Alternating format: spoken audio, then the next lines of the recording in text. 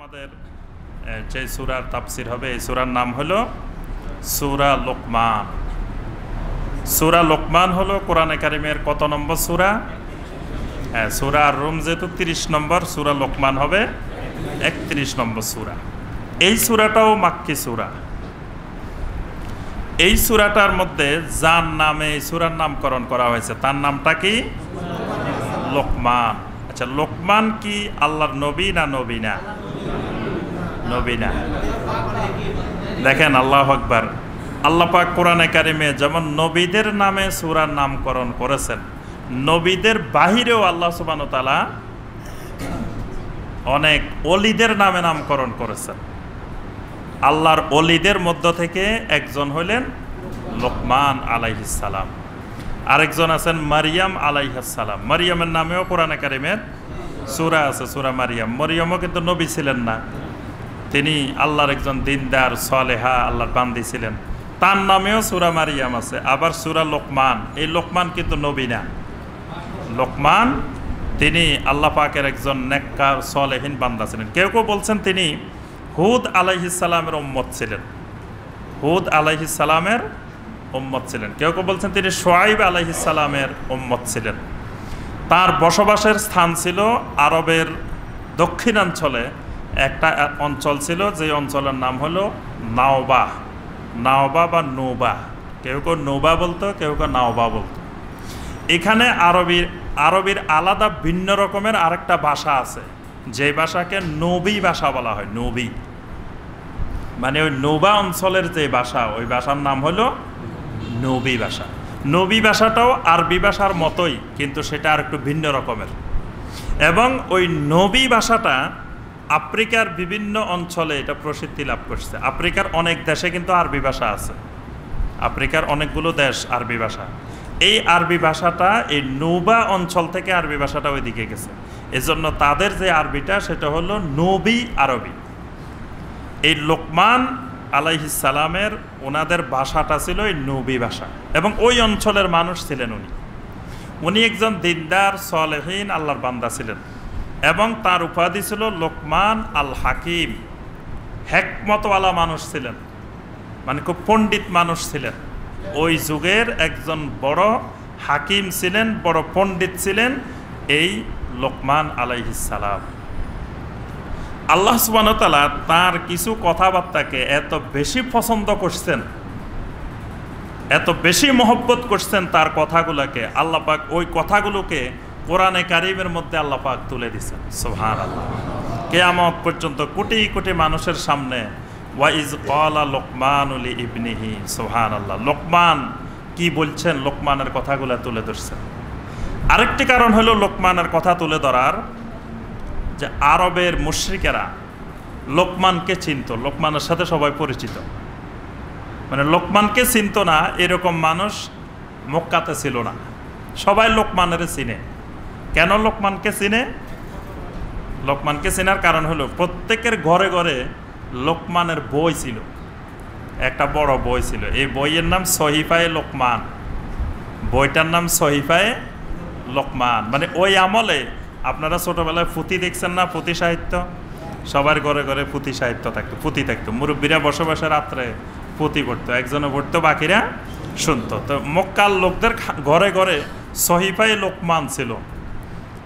তো ওই লোকমানের কথাগুলো রাত্রে মুরব্বীরা বসে বসে পড়তো আর সবাই শুনতো, এই জন্য লোকমান সবার কাছে পরিচিত, আরবের লোকেরা চিনত। তো এই জন্য আল্লাহ পাক এখানে বুঝাতে চাচ্ছেন, যেই লোকমানকে তোমরা এত সম্মান করো, যে লোকমানকে চিনো, সেই লোকমান তো তাওহীদবাদী মুসলিম ছিল, সেই লোকমান তো তোমাদের মতো মুশরিক ছিল না।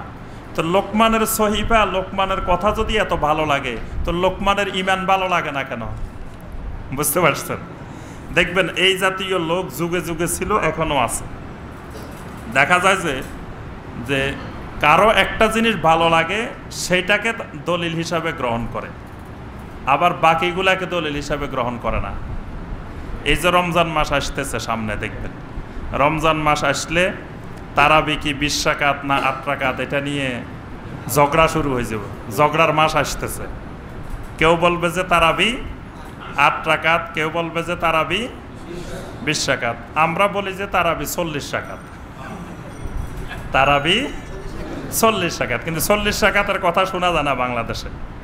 অথচ ইমাম মালিক রহমতুল্লাহ আলাইহি মসজিদে নববীতে তারাবির ইমামতি করতেন 36 রাকাত প্লাস 3 রাকাত, 39 রাকাত। ইমাম মালিক রহমতুল্লাহ আলাইহি মসজিদে নববীতে তারাবির ইমামতি করতেন 36 রাকাত, তারাবি পড়াইতেন, 3 রাকাত ভিতর পড়াইতেন।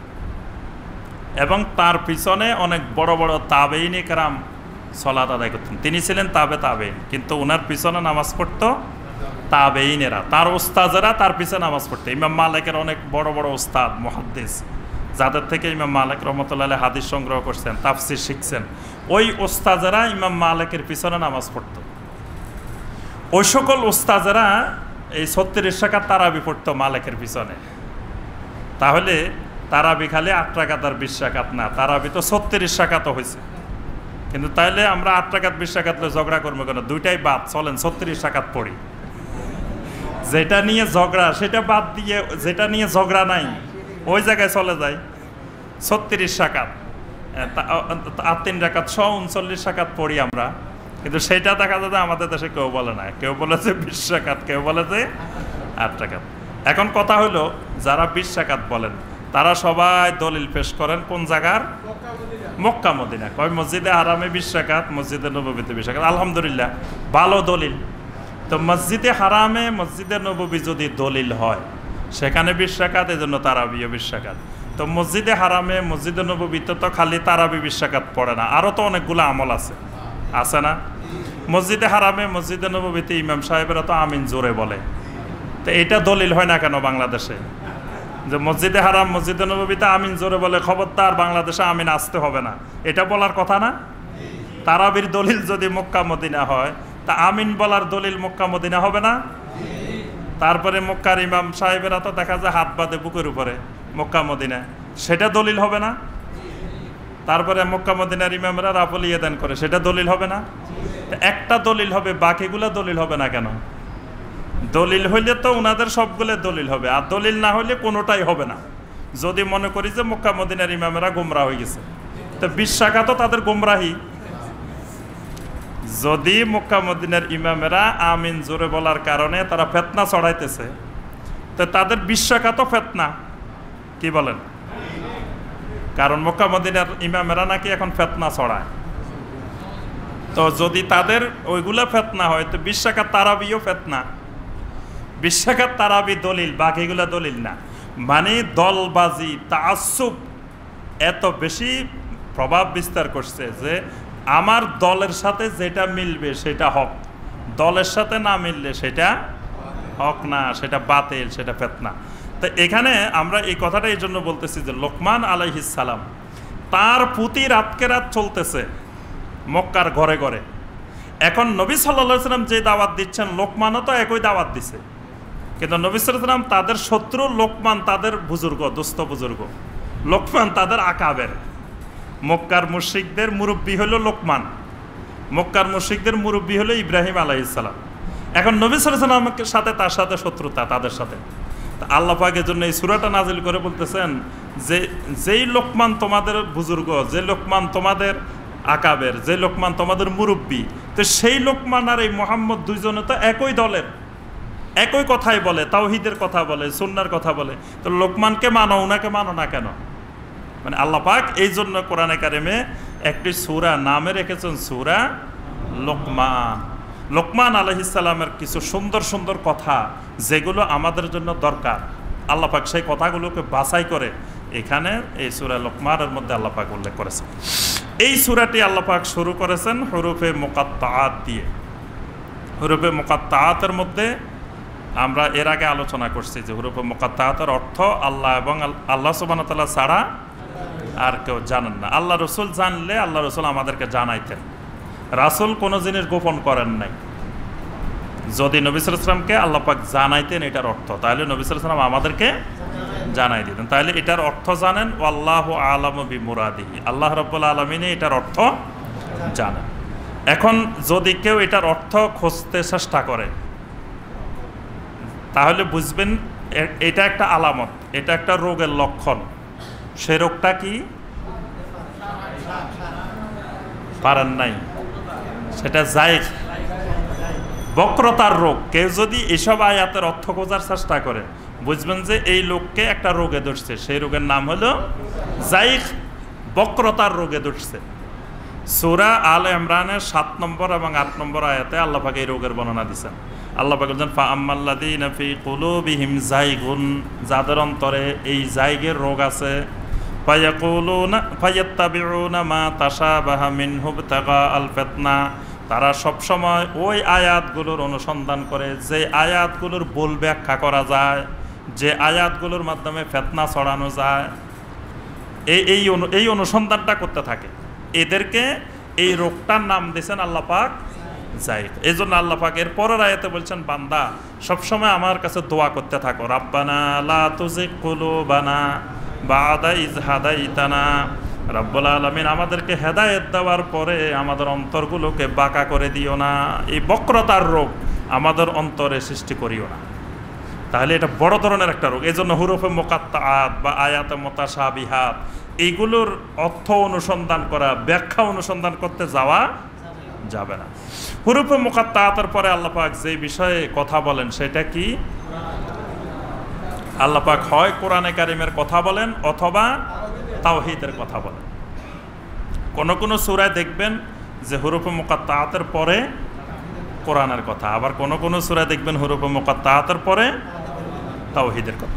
যেমন সূরা আল বাকারা, বাকারার মধ্যে আল্লাহ পাক বলেন আলিফ লাম মিম যালিকাল কিতাবু লা রাইবা ফি, এখানে কিসের কথা বলছেন? কিতাবের কথা, কোরআনের কথা। আবার সূরা আলে ইমরানে দেখেন আলিফ লাম মিম আল্লাহু লা ইলাহা ইল্লা হুয়াল হাইয়ুল কাইয়্যুম, এখানে হুরুফে মুকাত্তাআতের পরে তাওহীদের কথা, আল্লাহর পরিচয় দিয়েছেন। এই সূরা লোকমানের মধ্যে হুরুফে মুকাত্তাআতের পরে আল্লাহ পাক কোরআনের কথা বলছেন, তিলকা আয়াতুল কিতাবিল হাকিম, এগুলো হলো কিতাবে হাকিমের আয়াত। এখানে দেখেন লোকমান হাকিমের সাথে আল্লাহ পাক ওই হাকিম শব্দটা ব্যবহার করছেন, যে এই আয়াতগুলো হলো কিতাবিল হাকিম, মানে কোরআনের একটা সিফাত, কোরআনের একটা বৈশিষ্ট্য হলো কোরআন হাকিম, মানে সমস্ত হেকমা, সমস্ত জ্ঞান বিজ্ঞান প্রযুক্তি সব আছে কিসের মধ্যে? কোরআনের মধ্যে। এই জন্য কোরআনের আরেক নাম হলো কোরআনে হাকিম। ইয়াসিন ওয়াল কোরআনিল হাকিম, কোরআন হলো হাকিম, হেকমতওয়ালা কোরআন। অথচ দেখেন আমরা মুসলমানেরা আজকে হেকমত বিজ্ঞান প্রযুক্তিতে পিছিয়ে পড়ার কারণে আমরা কোরআনে হাকিমকে বানাইছি কোরআনে শরীফ। এটা ছিল হেকমতওয়ালা বিজ্ঞান প্রযুক্তির কোরআন, কিন্তু বিজ্ঞান প্রযুক্তি থেকে দূরে সরার কারণে এখন হচ্ছে এটা শরীফ। এটা শরীফ মানে এটার কাপড় দিয়ে ভালো করে বেঁধে শুধু চুমা দিবা, শরীফের কাজ হইলো এটা। শরীফের কাজ হইলো এটারে সুন্দর করে কাপড় বানাই, প্যাকেট বানাই, খাম বানাই, সুন্দর করে বেঁধে রাখবা, বেঁধে উপরে তুলে রাখবা, উপরে তুলে মাঝে মধ্যে নামাই একটু বিপদ আপদে পড়লে, তখন সব সময় না, কয়েক সময় হয় কোনো বিপদ আপদে পড়ছো তখন একটু নামাই চুমা টুমা দিবা, আর কেউ যদি মরে যায় তখন একটু নামাইবা। এটার নাম হলো শরীফ, সম্মান করতেছেন এটা। এই জন্য দেখবেন মসজিদগুলাতে আল্লাহু আকবার, কোরআনে কারিম যে কত অবহেলার মধ্যে আছে এই বাংলাদেশে। মসজিদগুলার কোরআনের দুর্দশা দেখবেন, মসজিদের চতুর্পাশে মসজিদের জায়গা থেকে কোরআনে কারিমের কপি আছে। কোরআনে কারিমের কপিগুলা দেখবেন যে ধুলাবালি পড়ে, ময়লা পড়ে, একবারে ধুলা অবস্থায় পড়ে আছে, কেউ একটু মুছেও না, পরিষ্কারও করে না, কেউ একটু তালাওয়াতও করে না। আমাদের দেশের মুসলিমদের মধ্যে কোরআন তালাওয়াতের অভ্যাস কম। মসজিদে এসে দুজনে মিলে গল্প করে, কোরআন তালাওয়াত করে না, বসে থাকে, অথচ কোরআন তালাওয়াত করে না। মসজিদে আগে এসে আপনি সুন্নত আদায় করছেন, জামাতের জন্য অপেক্ষা করতেছেন, এই অপেক্ষমান সময় আপনি কোরআন তালাওয়াত করবেন, সবার হাতে হাতে কোরআন থাকবে। আরবের মুসলিমদেরকে দেখছেন না, মসজিদে ঢুকেই সালাত আদায় করে সুন্নতটা পড়ে কোরআন লই বসে যায়, কিন্তু আমাদের দেশের মুসলিমরা কোরআন লই বসে না। আর প্রত্যেক নামাজের পরে দেখবেন যে দুনিয়ার কত কিতাব মুছে পরিষ্কার করে ঘষে মাঝে, কিন্তু কোরআনে কারিমকে একটু মুছে ঘষে পরিষ্কার করা হচ্ছে না। অন্য কিতাবের কত কদর, আল্লাহর কিতাবের কদর কমে গেছে। আল্লাহর কিতাবের কদর হওয়ার কথা সবচেয়ে বেশি, কিন্তু আল্লাহর কিতাবের কোনো কদরে নাই। আল্লাহর কিতাব ঘুণে ধরে আছে, আল্লাহর কিতাব ধুলাবালিতে পড়ে আছে, কেউ একটু মুছারও নাই, কেউ একটু তেলাওয়াত করারও নাই। তাহলে আল্লাহ এই জাতীয় ব্যবহার যদি কোরআনের সাথে হয়, কোরআন কি কিয়ামতের ময়দানে আমাদের পক্ষে সাক্ষী দিবে না বিপক্ষে সাক্ষী দিবে? নবী সাল্লাল্লাহু আলাইহি ওয়াসাল্লাম বলছেন, আল কোরআনু হুজ্জাতুন লাকা আও আলাইকা।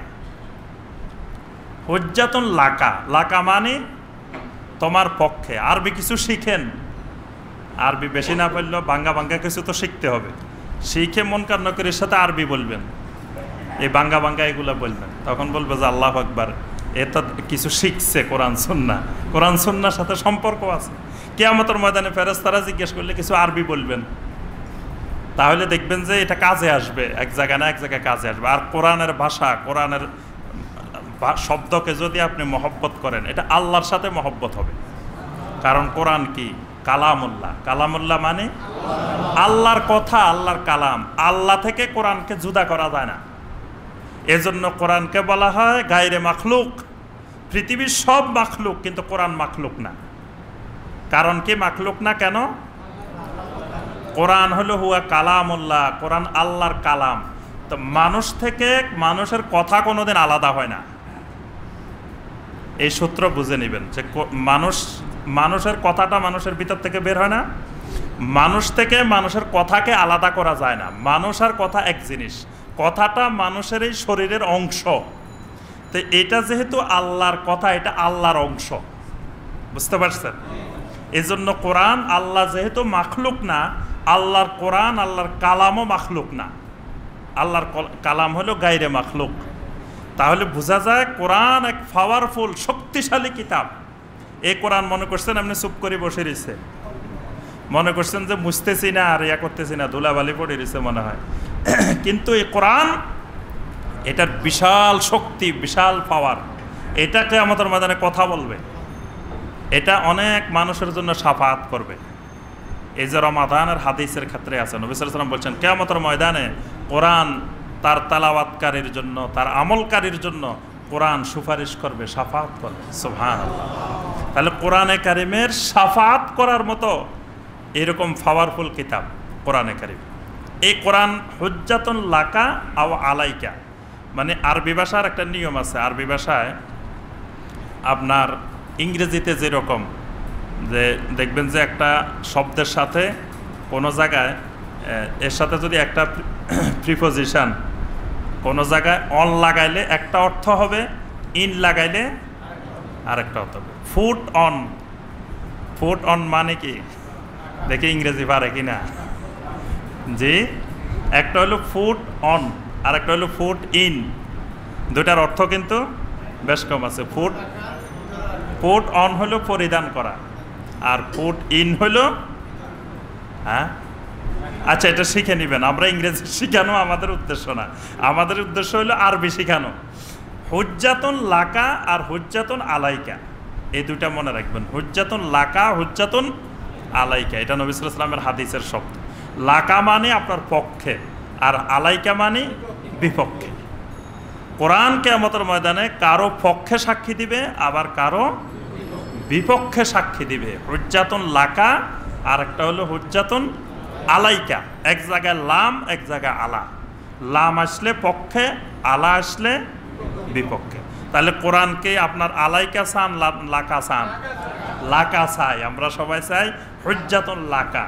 আমাদের পক্ষের দলিল হবে কোরআন, কারণ আমরা কোরআনকেই মহব্বত করি, কোরআনকেই মুছি, কোরআনকে পরিষ্কার করি, কোরআনকে মহব্বত করি। এজন্য মসজিদে আপনাদের প্রতি আমার বিশেষ অনুরোধ, যেই জায়গায় যেখানে যাইবেন, মসজিদে যে কোরআনগুলো আছে, এই কোরআনগুলোকে মুছে সুন্দর করে পরিষ্কার করে রেখে আসবেন। যিনি যেই মসজিদে যাবেন এই খেদমতটা করবেন। আল্লাহর কোরআন বাংলাদেশে আজকে খুব নাজুক অবস্থায় আছে। দেখা যায় অন্য কিতাবের অনেক কদর, কিন্তু কোরআনের কদর নেই। কোরআনগুলোকে যে মুছবে, পরিষ্কার করবে, এই লোকও নাই। পরিষ্কার করে, আর যেখানে মসজিদে যাবেন কোরআন তালাওয়াতের অভ্যাস করবেন। কোরআন তালাওয়াতের অভ্যাস কমে গেছে, কিন্তু নবীওয়ালা অভ্যাস। আল্লাহ পাক বলছেন ইয়াতলু আলাইহিম আয়াতিহি, নবীদের প্রথম কাজ হলো কোরআন তালাওয়াত করা। নবীরা প্রথম কাজে হলো ইয়াতলু আলাইহিম আয়াতি, আল্লাহর আয়াতকে তেলাওয়াত করা। এটা যত তেলাওয়াত করবেন তত ভিতরে নূর আসবে, কারণ কোরআন নূর। আপনার ভিতরে শরীরে যত নূর সঞ্চয় করতে চান তত বেশি কোরআন তেলাওয়াত, রাতে দিনে যে সময় পান তত বেশি কোরআন তেলাওয়াত করতে হবে। মসজিদে আসলেন, সুন্নত পড়লেন, বসে আছেন জামাতের জন্য, কোরআনে কারিম লই বসা যাবেন, কোরআনে কারিম তেলাওয়াত করবেন। এই অভ্যাসটা গড়ে তোলার চেষ্টা করবেন। আল্লাহ পাক আমাদের সবাইকে তৌফিক দিন। আমরা যেটা বলতেছিলাম যে কোরআন কি হলো হাকিম, কিন্তু আজকে কোরআন হয়ে গেছে শরীফ। শরীফ হলো একেবারে ভদ্র, যেটারে মারলেও কিছু করে না, এরকম একেবারে ভদ্র চুপচাপ। এটারে গালি দিলেও কিছু বলে না, মারলেও কিছু বলে না, চুপচাপ। এরকম গুলারে বলা হয় শরীফ। বলা হয় যে ছেলে লোকটা খুব ভদ্র, লোকটা খুব শরীফ, লোকটা খুব সম্ভ্রান্ত, বলে না এরকম। তো কোরআনকেও আমরা বানাইছি এরকম শরীফ, যে এটা চুপচাপ, এটারে না মারলেও কিছু করে না, এটারে গালিগালাজ করলেও কিচ্ছু হয় না, কোনো অসুবিধা নেই। আসলে কোরআন কি শরীফ?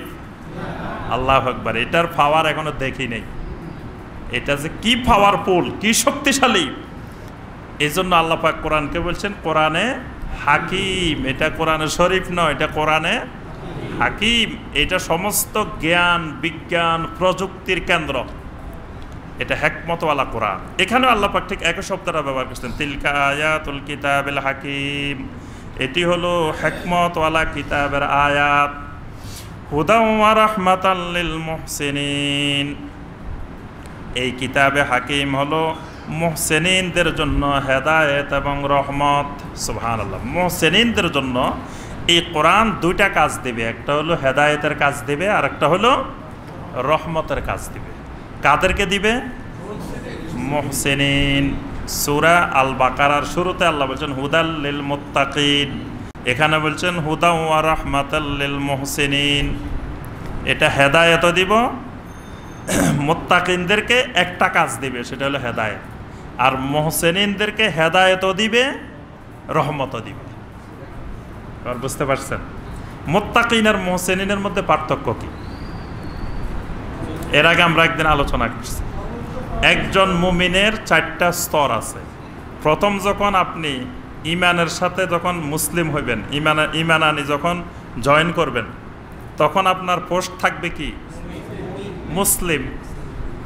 এটা নিয়ে আবার একটু একতলাপ আছে। কারো মত হলো আগে মুমিন পরে মুসলিম, কারো মত হলো আগে মুসলিম পরে মুমিন। কারণ হাদিসে জিবরিলের মধ্যে আগে বলা হয়েছে ইসলাম, তারপরে বলা হয়েছে ইমান।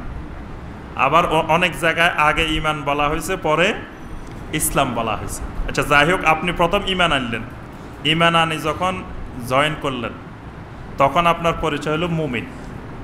আচ্ছা, এবার আপনি ইমানের যে দাবি, সালাত আদায় করা শুরু করলেন, সিয়াম পালন শুরু করলেন, যা যা ফরজ ওয়াজিব আছে এগুলো পালন করা শুরু করলেন। এবার আপনার পদবি এক ধাপ উপরে উঠে গেছে, আপনার প্রমোশন হয়ে কি হয়ে গেছেন? মুসলিম হয়ে গেছেন। আচ্ছা, এরপরে আপনি এমনভাবে আমল করতেছেন, কোনো ফরজ ওয়াজিব বাদ দিতেছেন না, কোনো কবিরা গুনাহ আপনার দ্বারা হচ্ছে না, তখন আপনার প্রমোশন আর এক ধাপ উপরে কি হয়ে গেছেন? মুত্তাকিন। এরপরে এবার আপনি আল্লাহর সাথে আপনার মহব্বত এত গভীর হয়ে গেছে যে আপনি আল্লাহ ছাড়া কিছু বুঝেন না, তখন আপনি হয়ে গেছেন মুহসিনিন। সুবহানাল্লাহ।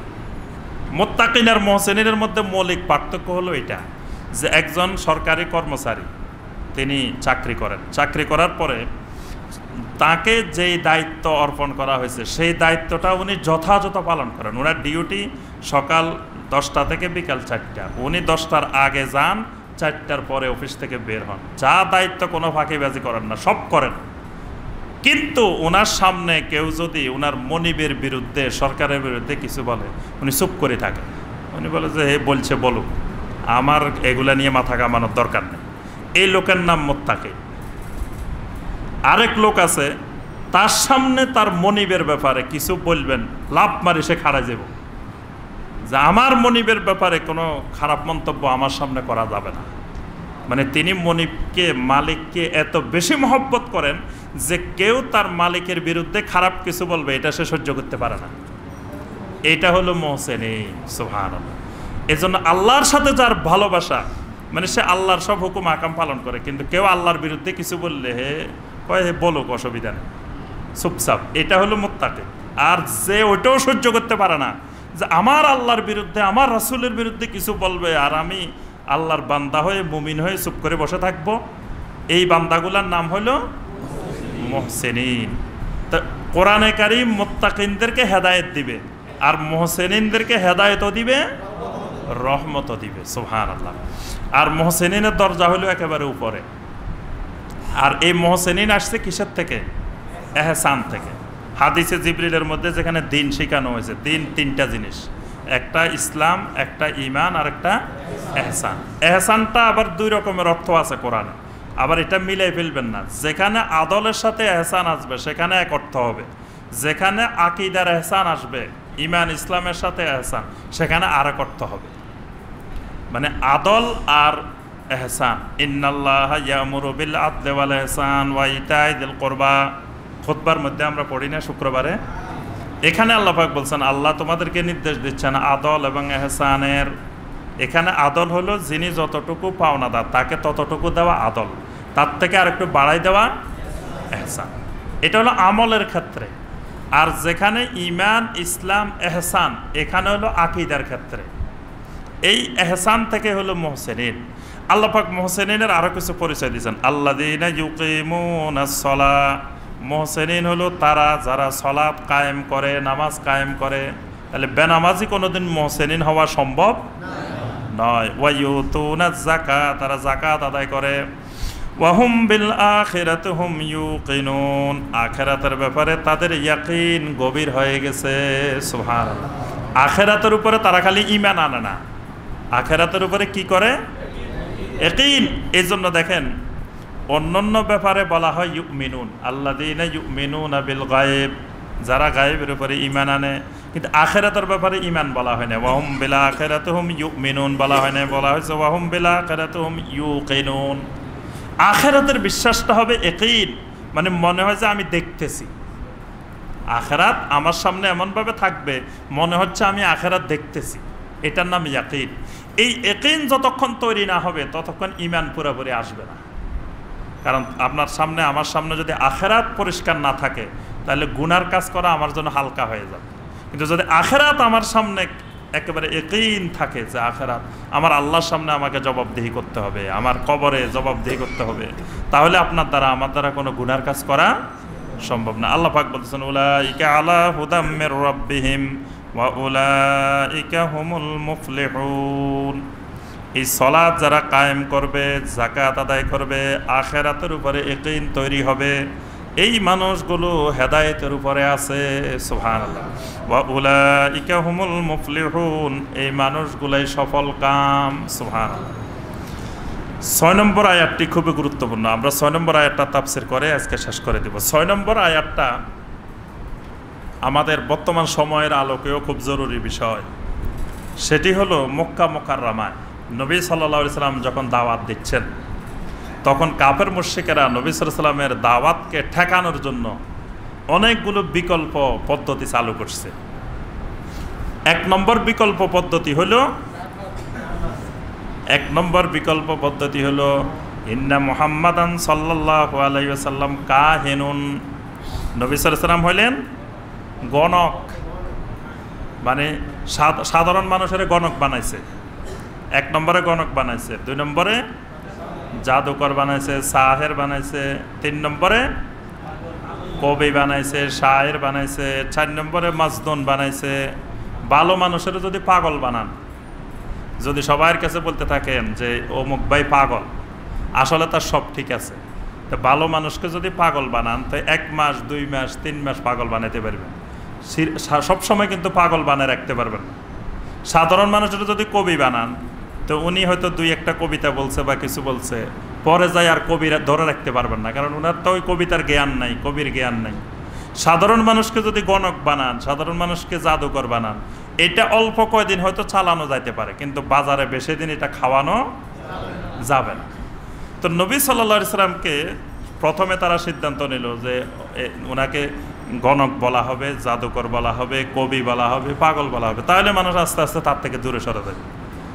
কিন্তু দেখা গেল এগুলা কাজ হয় না। সবাই কয় যে পাগলটা দেখে আসি, পাগল দেখতে যাই দলে দলে লোক ইসলাম গ্রহণ করে। সুবহানাল্লাহ।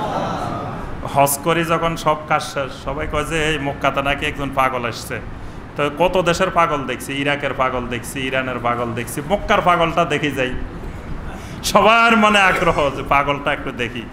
মানুষ যখন পাগল দেখতে যায় দেখে আল্লাহু আকবার, এই তো আরেক অভিনব পাগল, কি সুন্দর কথা বলে, ওহির কথা বলে, যেই কথাগুলো তো পাগলের মুখ দিয়ে কোনোদিন বাহির হয় না। সুবহানাল্লাহ।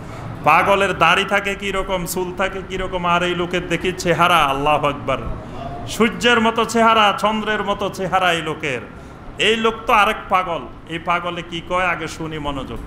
আল্লাহু আকবার।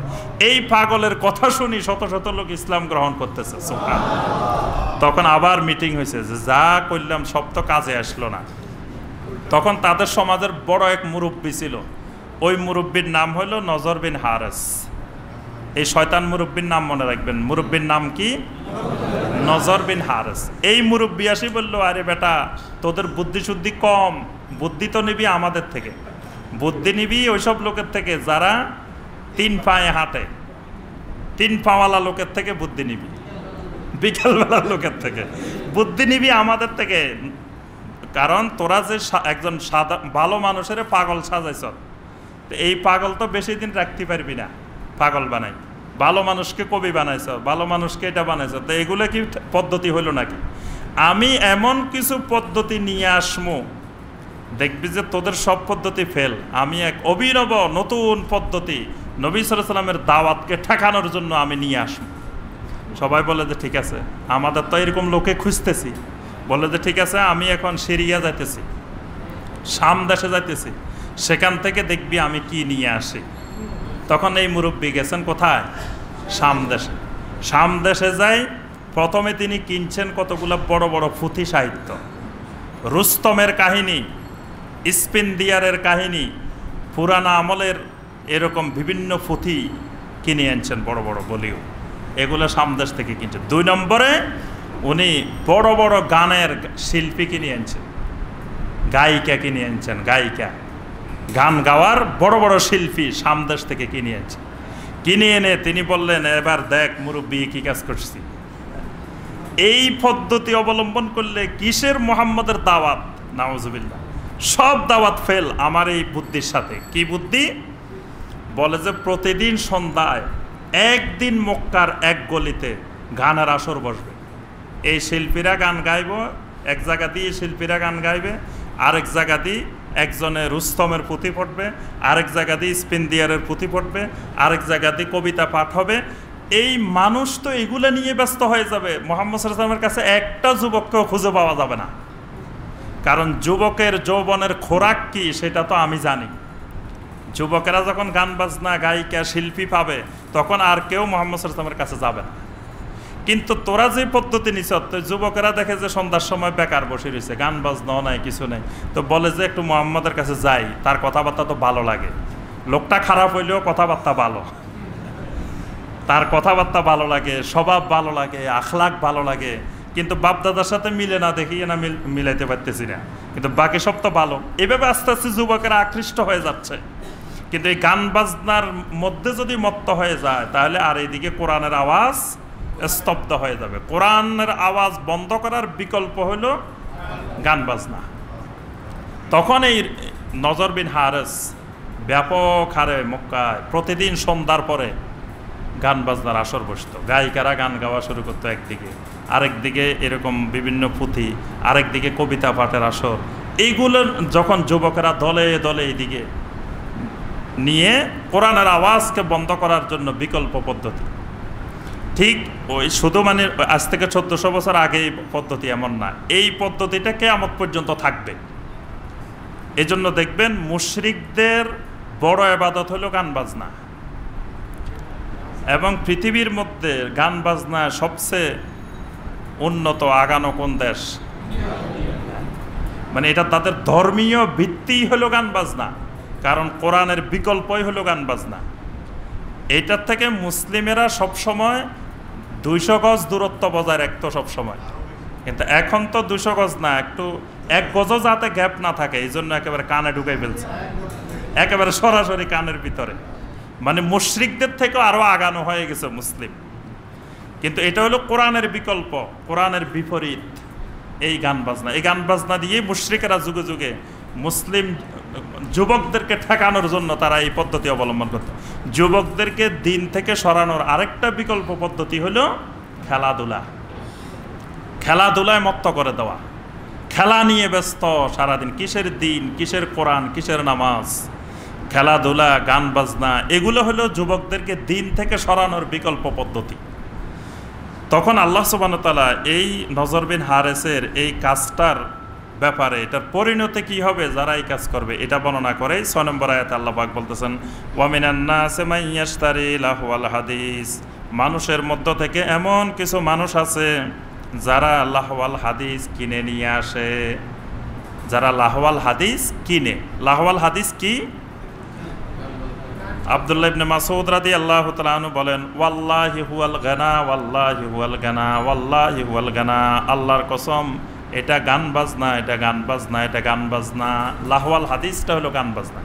গান বাজনা শোনার জন্য যারা যন্ত্র কিনে মানে আপনি মোবাইল কিনছেন গান বাজনা শোনার জন্য, অথবা টেলিভিশন কিনছেন, কম্পিউটার কিনছেন, কিসের উদ্দেশ্যে? লাহওয়াল হাদিসের উদ্দেশ্যে। আল্লাহ পাক বলতেছেন এই কাজটা যারা করবে, লিউদিল্লা আন সাবিলিল্লাহ, মানুষদেরকে আল্লাহর রাস্তা থেকে সরানোর জন্য। মানে এটার মূল উদ্দেশ্য হলো মানুষকে আল্লাহর রাস্তা থেকে সরানো। দেখবেন যে যেই ঘরে গান বাজনা বাজে ওই ঘরে কোরআন তেলাওয়াত হয় না, কারণ কোরআন তেলাওয়াত আর গান বাজনা এটা একটার সাথে আরেকটা সাংঘর্ষিক। কোরআন তেলাওয়াত যে ঘরে থাকবে সে ঘরে গান বাজনা থাকে না, গান বাজনা থাকলে কোরআন তেলাওয়াত থাকে না। এজন্য এক সময় গান বাজনা ছিল না, প্রত্যেক ঘরে ঘরে মুসলমানদের ঘরে ঘরে সকালবেলা কোরআনের আওয়াজ বের হইত। এখন এরপরে যখন গান বাজনার যন্ত্র মুসলমানদের ঘরে ঢুকছে, সকালবেলা নামাজও বন্ধ, কোরআন তেলাওয়াতও বন্ধ। ঘুম থেকে উঠে 8টা-9টায়, কারণ ওই যে গান বাজনা শুনতে শুনতে তো রাতে 3টা বাজে, 4টা বাজে, ওই সময় ঘুমায়, আবার ফজরের সময় উঠবে কিভাবে? আল্লাহ পাক বলতেছেন এই লাহওয়াল হাদিস কিনার মূল উদ্দেশ্যই হলো লিউদিল্লা আন সাবিলিল্লাহ, আল্লাহর রাস্তা থেকে বিচ্যুত হওয়ার জন্য। বেগাইরে এলমিন, এলেমবিহীন ভাবে। এলেমবিহীন মানে এই যন্ত্রপাতির খারাপ ফলাফল কুফল সম্পর্কে তার কোনো এলেম নাই। মানে সে যে যন্ত্রটা কিনছে এটার যে কি কুফল এই এলেম তার কাছে নাই, সে জানে না যে এটার খারাপ পরিণতি কোন পর্যন্ত তাকে নিয়ে যাবে। ওয়াইয়াত্তাখিযাহা হুজুয়া, এবং এটাকে উপহাসের স্থলে গ্রহণ করে। বলে যে আরে আজকের যুগে টেলিভিশন ছাড়া চলে নাকি? আজকের যুগে টিভি না থাকলে কি ঘরে থাকা যায়? কম্পিউটার না থাকলে, এটা না থাকলে চলা যায়? এটাকে তারা উপহাসের স্থলে গ্রহণ করে। আল্লাহ পাক বলেন এদের পরিণতি কি? উলাইকা লাহুম আযাবুম মুহিন, এদের জন্য আছে অপমানজনক লাঞ্ছনাকর আযাব।